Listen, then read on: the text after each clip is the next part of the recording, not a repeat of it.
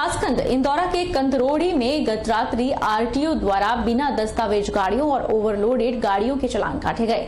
RTO ने गाड़ी चालकों से दस्तावेज दिखाने को कहा, लेकिन चालक कोई संतोषजनक जवाब नहीं दे पाए, जिस पर कार्रवाई की गई।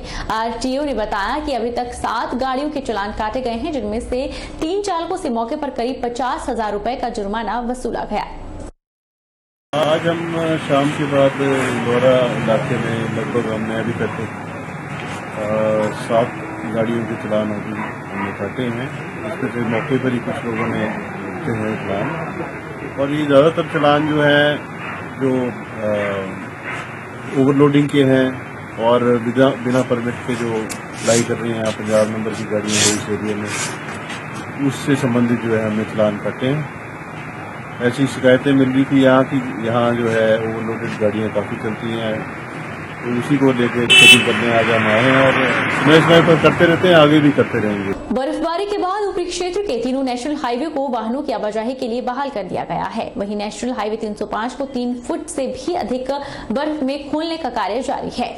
लुहरी से जलोड़ी जो तक वाहनों के लिए इसे बहाल कर दिया गया। भारी बर्फबारी के बाद ऊपरी क्षेत्र के तीनों नेशनल हाईवे सभी प्रकार के यातायात के लिए बहाल कर दिए गए हैं। नेशनल हाईवे 305 लुहरी से जलोड़ी जोत तक बहाल कर दिया गया है। जलोड़ी और आसपास 3 से 4 फुट बर्फ को काट कर यातायात बहाल किया गया। नेशनल हाईवे 5 किंगल से लेकर पोवारी तक, नेशनल हाईवे 505 पोवारी से कल्पा सभी प्रकार के वाहनों के लिए खोल दिया गया है। एनएच प्राधिकरण मंडल रामपुर के अधिकारियों ने बताया कि उनके मंडल क्षेत्र करीब 200 किलोमीटर तीनों राष्ट्रीय उच्च मार्गों का क्षेत्र पड़ता है, जिन्हें यातायात के लिए सुचारू कर दिया गया है। जहां जहां भी बर्फ अधिक पड़ती है, उन स्थानों पर पहले से ही मार्ग खोलने के लिए मशीनरी खड़ी कर दी गई थी, ताकि यातायात में विघ्न न पड़े। सर, ये नेशनल हाईवे डिवीज़न रामपुर के अंडर हमारे पास 3 नेशनल हाईवे आते हैं। एक ये सैंज होते हुए जलोड़ी पास तक हमारे पास पोर्शन है, ये 305 नंबर नेशनल हाईवे है।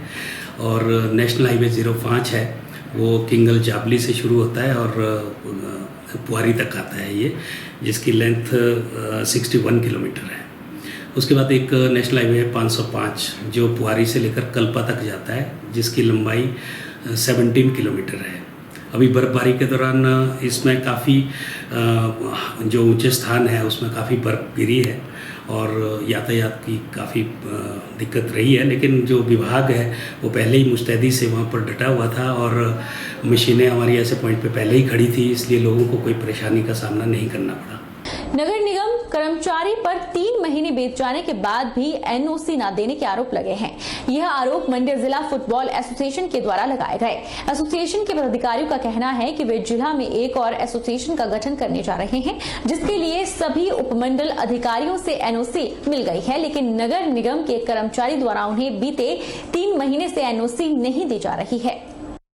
शुक्रवार को मंडी जिला फुटबॉल एसोसिएशन के पदाधिकारी नगर निगम मंडी की महापौर दीपाली जायसवाल से मिले और उन्हें ज्ञापन सौंपा। एसोसिएशन के पदाधिकारियों ने नगर निगम की महापौर से मांग की है कि उन्हें जल्द ही एनओसी प्रदान की जाए और उनके साथ हुए दुर्व्यवहार की जांच कर कर्मचारी के खिलाफ कार्रवाई की जाए। मंडी जिला फुटबॉल एसोसिएशन के अध्यक्ष निखिल वालिया ने कहा कि 27 अक्टूबर 2021 को एनओसी के लिए नगर निगम में आवेदन किया था। सारी औपचारिकताएं पूर्ण करने के बाद भी नगर निगम के कर्मचारी उन्हें आश्वासन ही देते रहे। उन्होंने कहा कि बीते रोज उन्हें औपचारिकताएं पूरी न होने की बात कहकर एक बार दोबारा नगर निगम कार्यालय बुलाया गया। निखिल ने बताया कि जब उन्होंने कर्मचारी से रसीद मांगी तो उन्होंने उनके साथ अभद्र व्यवहार कर गाली गलौज करना शुरू कर दिया और एनओसी न देने की बात कही। 22 अक्टूबर 2021 को यहाँ पे एक पत्र सौंपा जिसमें हमने एनओसी की मांग रखी। उस उपरांत पिछले 3 महीने में हम यहाँ पे लगातार पार्षदों से मिलते रहे, स्टाफ कर्मचारी से मिलते रहे और उनके द्वारा हमें कहा गया कि आपकी एनओसी जो है वो बना दी गई है और बहुत जल्द जो है आपको एडीएम सर के साइन करवाने के बाद आपको इशू कर दी जाएगी। परंतु पिछले कल शाम को 4:30 बजे के करीब हमें यहाँ पे एक के थ्रू कॉल आता है और कॉल पे वो हमें बोलते हैं कि आपका ये फॉर्मेलिटीज अभी पेंडिंग है, कृपया करके वो दस्तावेज यहाँ पे जमा करवाएं। हम ठीक 5:15 बजे के करीब यहाँ पे वो सारी फॉर्मेलिटीज लेकर आते हैं और उनको दस्तावेज जमा करवाने के लिए उनके पास जाते हैं, परंतु उनके द्वारा वो कागज हमसे ले लिए जाते हैं और हमने उनको सिर्फ एक मांग रखी कि इन कागजों को लेने हेतु हमें एक रिसीविंग दे दी जाए कि आप इस कागज को ले रहे हैं और कल इसको जनरल हाउस में दोबारा लगाएंगे। परंतु उनका कहना था कि हम दफ्तर जो है वो बंद हो चुका है, हम आपको ये चीज नहीं कर सकते हैं, कृपया करके आप कल आएं। जब हमने थोड़ी सी बात उनके साथ और की तो उस हिस्से में वो बदतमीजी करने पे हमारे साथ उजागर हो गए, जिसमें उन्होंने तू तड़ा करके हमारे साथ बात की और वहां से हमें कहा कि आप निकल जाएं, मैं ये कार्य नहीं करूंगा, जो आप कर सकते हैं वो कर लीजिए। आज उसी कंप्लेंट को लेकर हम एक मेयर मैम के पास गए थे, जिसमें हमने उनको कुलदीप जी की कंप्लेंट सौंपी और एक ज्ञापन सौंपा कि आज फिर से इस रजिस्ट्रेशन प्रोसेस को जनरल हाउस में लाया जाए और जल्द से जल्द हमें जो है वो रजिस्ट्रेशन की कॉपी, एनओसी की कॉपी हमें दी जाए। राज्य स्तरीय गणतंत्र दिवस में भाग लेकर लौटी बीटीसी राजकीय कन्या विद्यालय नूरपुर की छात्रा का स्कूल प्रबंधन ने स्वागत किया। स्कूल प्रिंसिपल चंद्ररेखा शर्मा ने बताया कि राज्य स्तरीय गणतंत्र दिवस परेड में बीटीसी कन्या विद्यालय की एनएसएस वॉलंटियर मोनिका का चयन होना गर्व की बात है। छात्रा ने विभिन्न स्तरों पर अच्छा प्रदर्शन करते हुए राज्य स्तरीय गणतंत्र दिवस परेड में अपना स्थान बनाया और इसमें भाग लिया। बीटीसी की तरफ से एनएसएस वॉलंटियर मोनिका देवी, जो कि शिमला में परेड करके वापस लौटी है, गणतंत्र दिवस परेड में भाग लिया है इसने। ये हमारे क्षेत्र के लिए, नूरपुर के लिए, जिला कांगड़ा के लिए गर्व की बात है। हमारी तरफ से यानी बीटीसी स्कूल की तरफ से ये 5वां या 6ठा अवसर है कि कोई न कोई बच्ची जो है वो गणतंत्र दिवस में हिस्सा लेकर के लौटती है। और मोनिका देवी का प्रयास जो है वो शुरू से इसका जज्बे के अनुसार चलता रहा है, क्योंकि इसका जज्बा है कि मुझे पुलिस में जाना है या मुझे आर्मी में जाना है। 26 जनवरी परेड के लिए शिमला के लिए गए थे। पहले हमने यहाँ मेरा 7 दिन का स्कूल में कैंप लगा था, एनएसएस कैंप लगा था। वहाँ से मेरी प्रोग्राम ऑफिसर की ओर से मेरी सिलेक्शन हुई थी। उसके बाद हमने शाहपुर में गए थे, शाहपुर से मेरी सिलेक्शन हुई थी। उसके बाद हमने 5 दिन का ऊना में कैंप लगा था। उसके बाद मेरी सिलेक्शन वहाँ से की गई। फिर उसके बाद हमने 18 जनवरी को हमने शिमला के लिए यहाँ से निकले थे। 18 से लेकर 26 जनवरी तक हमारा शिमला में आरडी कैंप लगा था। शुक्रवार को सिविल अस्पताल लखभड़ोल में रोगी कल्याण समिति की बैठक समिति के chairman SDM doctor major Vishal Sharma की अध्यक्षता में संपन्न हुई। रोगी कल्याण समिति के सेक्रेटरी डॉक्टर रोहित चौहान ने सिविल अस्पताल की जरूरी मांगे और इस वर्ष का निर्धारित बजट समिति सदस्यों के समक्ष रखा। बैठक की शुरुआत डॉक्टर रोहित ने वित्तीय वर्ष 2021-22 के दौरान अस्पताल को मिला फंड, इनकम और खर्च का ब्यौरा समिति सदस्यों के समक्ष रखा गया। इसके बाद समिति सदस्यों के समक्ष अस्पताल के रखरखाव और मरीजों को मिलने वाली मूलभूत सुविधाओं पर चर्चा हुई।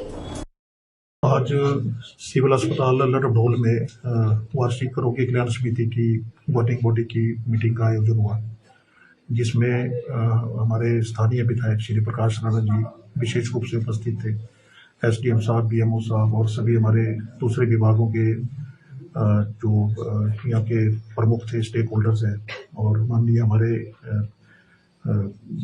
चेयरपर्सन महोदया भी यहाँ पर उपस्थित थी। तो सभी जितने भी यहाँ की जो समस्याएं थी उनको ध्यान में लाया गया और उनका समाधान निकाला गया। और आने वाले समय में जो भी समस्या है उनको पूरा करके जो यहाँ की व्यवस्था है उसको चाक चौबंद बनाया जाएगा। सिरमौर जिला की ऊपरी इलाकों में भारी बर्फबारी हुई है, जिसके बाद क्षेत्र ठंड की चपेट में है और कई स्थान तो ऐसे हैं जहां हाथ कंपा देने वाली ठंड है। इस बीच नौहराधार के चौरास में एक ऐसी तस्वीर सामने आई है जहां एक साधु बर्फ के बीच शिव भक्ति में लीन है। बाबा का नाम विश्वनंद बताया जा रहा है, जो चौरास के खिल्लग में एक कुटिया में रहते हैं। नौहराधार करीब 12,000 फुट ऊंची चूड़धार चोटी के साथ लगते बर्फीले जंगल में चारों तरफ बर्फ की मोटी परत के बीच एक सन्यासी द्वारा लगभग निर्वस्त्र साधना किए जाने का वीडियो सामने आया है। दरअसल उपमंडल संगड़ाह के अंतर्गत आने वाली चूड़धार चोटी के साथ लगे हिमालय जंगलों में इन दिनों जहां तक नजर जाए बस बर्फ ही बर्फ और हाड़ गलाने वाली सर्दी है। ऐसी विषम परिस्थितियों में चौरास के जंगल में खिलग नामक स्थान पर अपनी कुटिया के पास खुले आसमान के नीचे यह साधु कठिन साधना कर रहा है। 2 फीट से अधिक बर्फ में तपस्या में लीन साधु का नाम विश्वनंदन है और पहली बार इन्हें किसी ने ऐसे योग साधना करते हुए देखा है। कई बार यह साधु नौहराधार स्थित शिव मंदिर में भी पूजा अर्चना करते हैं और लोगों से काफी कम बात करते हैं। दरअसल एक स्थानीय युवक चौरास के बर्फीले जंगल से गुजर रहा था, जिसने साधु को बर्फ के बीच तपस्या में लीन देख यह वीडियो बनाया। इस दृश्य को देखकर ही वह हैरान रह गया, क्योंकि जंगल में अकेले रह रहे साधु के बारे में लोग ज्यादा नहीं जानते हैं। मास्टर फिजिकल फिटनेस एकेडमी बाड़ी खड लोधवा में नेहरू युवा केंद्र धर्मशाला के सौजन्य से युवा जागरूकता कैंप का आयोजन किया गया, जिसमें मुख्य अतिथि के रूप में डीएसपी नूरपुर सुरेंद्र शर्मा ने शिरकत की। मुख्य अतिथि डीएसपी सुरेंद्र शर्मा ने युवाओं को पुलिस भर्ती के लिए प्रेरित किया। इस कार्यक्रम को सफल बनाने के लिए शहीद सिंह मेमोरियल एकेडमी के युवाओं ने अपना पूर्ण सहयोग दिया। बहरहाल बुलेटिन में इतना ही। आप देखते रहिए HP 24/7।